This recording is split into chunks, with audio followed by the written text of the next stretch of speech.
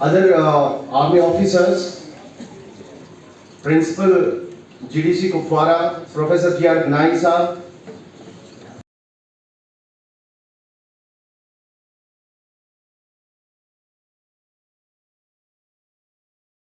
you're welcome, sir. Your company, your officers.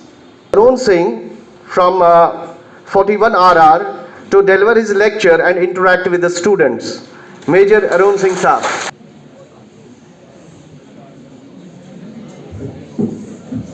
अस्सलाम वालेकुम। काफी पढ़ाई हो गई थी आप लोगों की, सो वी थॉट के थोड़ा सा रिलैक्स, थोड़ा एंटरटेनमेंट। अग्निवीर क्या है? ठीक है, अग्निपथ हम समझ। अग्निवीर क्या है?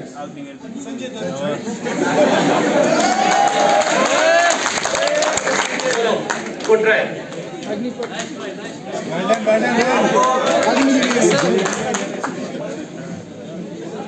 इन्होंने अग्निपथ तो अच्छा बताया, अब मैं सिंपल वर्ड्स में बताता हूं अग्निपथ क्या है और अग्निवीर क्या है। अग्निपथ इज द स्कीम, और अगर और सिंपल है क्या कि पहले भी रिक्रूटमेंट होती थी, भर्ती होती थी, लोग जाते थे। Then what is this new Agnipath scheme? Actual Indian army ने, या ये कहें कि इंडियन आर्मी, एयरफोर्स और नेवी, इन सभी की रिक्रूटमेंट को मिला करके एक नेम दे दिया गया है अग्निपथ स्कीम। इसके अंडर में अब रिक्रूटमेंट होगी, फिजिकल टेस्ट भी होगा, और उसके बाद आपकी सिलेक्शन होगी। जो आज से पहले इंडियन आर्मी के जवान थे, एयरफोर्स के जवान थे, नेवी में थे, उन सबकी जो ट्रेनिंग होती थी वही ट्रेनिंग होगी। 3 इयर्स तक है। They all can apply for this scheme. This is volunteer basis, it's not compulsory for everyone, there is no compulsion। सबसे बड़ा जो मिथ हर किसी के माइंड में आजकल चल रहा है कि इट्स कंपल्सरी, हर किसी को जाना होगा। No, it's volunteer basis. जो भी 17.5 से 23 के बीच में है, they all can apply, and again apply करने के बाद सेम, जब आप क्वालिफाई करेंगे, इसका physicals, medical, written, then you will be selected for army। अब चेंजेस क्या हुए? ये रिक्रूटमेंट 4 साल के लिए होगी। आप आएंगे 4 साल के लिए, एक अग्निवीर कहलाएंगे। 4 साल के बाद, जैसे कॉलेज में होता है कि जो अच्छा परफॉर्म करता है उन्हें रखा जाता है, तो सिमिलर लाइंस पे टॉप 25% जो होंगे, जो अच्छा परफॉर्म कर रहे हैं, उनको परमानेंट किया जाएगा बेस्ड ऑन देयर परफॉर्मेंस। बाकी सबको एक तरह से पेंशन भेज दिया जाएगा। अब 4 साल के बाद ऐसा नहीं है कि अगर आप बाहर आ गए हैं तो अभी आप फोर्थ भूल गए या फिर आपके 4 साल वेस्ट हुए हैं। नो, 4 साल के बाद भी आप अग्निवीर कहलाएंगे। इस 4 साल के दौरान जब तक आप सर्विंग में थे, आपको नॉर्मल जो एक सिपाही को सैलरी मिलती है उसी according, first year 30,000 per month, second year 33, next year 36,500, and final 4th year में आपको 40,000 पर मंथ सैलरी मिलेगी। अब इस सैलरी में से एक मिनट, अब ये सैलरी जो आपको मिलेगी, 4 साल में आप अपनी तरफ से टोटल 5.2 लाख जो है जमा करोगे अलग से गवर्नमेंट के पास। कितना? ये 5.2 आपने जमा किए हैं, ये आपके ही पैसे हैं। लेकिन जमा क्यों किए? जब 4 साल बाद आप लोग बाहर आएंगे, ठीक है, तो सेम 5.2 में गवर्नमेंट भी अपने उतने ही पैसे लगाएगी। टोटल मनी जब आप बाहर निकलते हैं, you will be getting 11.71 lakh rupees in hand plus interest on this, तो अप्रोक्सीमेट 12 लाख प्लस अमाउंट जो है आप जब घर आते हैं तब साथ में लेके आएंगे। And this amount is non taxable, इसके ऊपर कोई टैक्स नहीं लग रहा है आपका। जनरली होता है कि जो भी आप सेविंग कर रहे हैं उसके ऊपर आपको टैक्स पे करना पड़ता है, ठीक है, हर कोई कहता है कि यार इतनी सैलरी लेके आया बट उसमें से इतना तो मेरा टैक्स कट हो गया। बट दिस 11.7 और शैल आई से 12 लाख जो है आपकी टैक्स फ्री सैलरी या अमाउंट होगी, सेविंग होगी 4 साल की। नेक्स्ट डाउट जो हर किसी को परेशान कर देता है कि 4 साल बाद मैं घर आ गया हूं, व्हाट्स नेक्स्ट, अब क्या करूंगा। 4 साल आपने फौज में दिए हैं, ठीक है, तो उसका आपको क्या बेनिफिट होगा। You will be getting a Agniveer certificate which will certify कि आप लोगों ने 4 साल इस स्कीम के अंडर में आर्मी में काम किया है। अब ये सर्टिफिकेट कैसे काम में आएगा। आप लोगों ने, हर कोई सुनता है कि कहीं पे भी जॉब लेने के लिए जाते हैं या कहीं पे भी आप अप्लाई करते हो, एक्स सर्विसमैन को हमेशा प्रेफरेंस दी जाती है।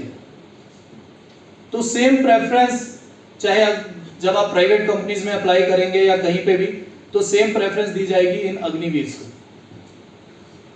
Because you have served for 4 years in Indian army. कहीं पे भी आप जॉब करना चाहते हैं, ठीक है, all they need is the discipline, training, hard working है, जो कि आपने प्रूव किया है जब आप इस 4 साल के लिए इसमें सिलेक्शन हुई। सिर्फ प्राइवेट जॉब्स ही नहीं, इसके अलावा अगर आप असम राइफल्स या किसी भी पब्लिक सेक्टर अंडरटेकिंग में अप्लाई करते हैं, वहां पर आपके लिए 10% रिजर्वेशन अलग से होगी। 10% ऑलरेडी एग्जिस्टिंग किसी भी रिजर्वेशन, कहीं पर किसी स्टेट के लिए एक्स्ट्रा रिजर्वेशन होती है, कहीं पर किसी परसेंटेज वाइज हाइट के लिए कोई रिलैक्सेशन है, परसेंट जो आपको मिल रहा है ये इन सब से अलग है। अगर आपके पास अग्निवीर सर्टिफिकेट है, 4 साल आपने सर्व किया है, तो आपको अलग से प्रेफरेंस और 10% रिजर्वेशन आपके लिए ऑलरेडी इन जगहों पर है। फिजिकल्स के लिए कैसे रेडी होना है, वो सब आपके नियर बाय कंपनीज में ऑलरेडी स्टार्ट हो चुका है। तो अभी भी कोई था जिसे नहीं पता था एंड हु आर इंटरेस्टेड कि यार मुझे ट्राई करना चाहिए या मैं जाना चाहता हूं, कि 4 साल आर्मी में बिताने के बाद क्या उसका दिमाग सीआरपीएफ में, सीएएसएफ में कहीं पे भी जाने के लिए काबिल होगा या नहीं होगा। करेक्ट, नहीं कर पाएगा। ओके, इसके लिए मैं कुछ आपको बताना चाहता हूं। ऑलरेडी इंडियन आर्मी में शॉर्ट सर्विस कमीशन चल रहा है। शॉर्ट सर्विस कमीशन में एक ऑफिसर कितना टाइम बिताता है आर्मी में? 5 years, extendable up to 10 years. Correct, उसके बाद वो ऑफिसर बाहर जाता है। ओके, वो ऑफिसर बाहर जाता है, फर्स्ट एग्जांपल। सेकंड एग्जांपल, एक मिनिमम आज तक हमारा जो जवान जाता है वो 15 साल या 17 साल सर्विस करके बाहर जाता है ना। ये दोनों आदमी, एक ऑफिसर एक सिपाही, जो अपना मिनिमम टाइम फौज में बिता के बाहर गए हैं, आज तक कोई भी एग्जांपल नहीं है कि वो कहीं बाहर जाके अच्छे से सेटल नहीं हो पाए। जो भी इंडियन आर्मी ऑफिसर, आज गौरव आर्य, मेजर गौरव आर्य साहब का आप सुनते होंगे, है ना।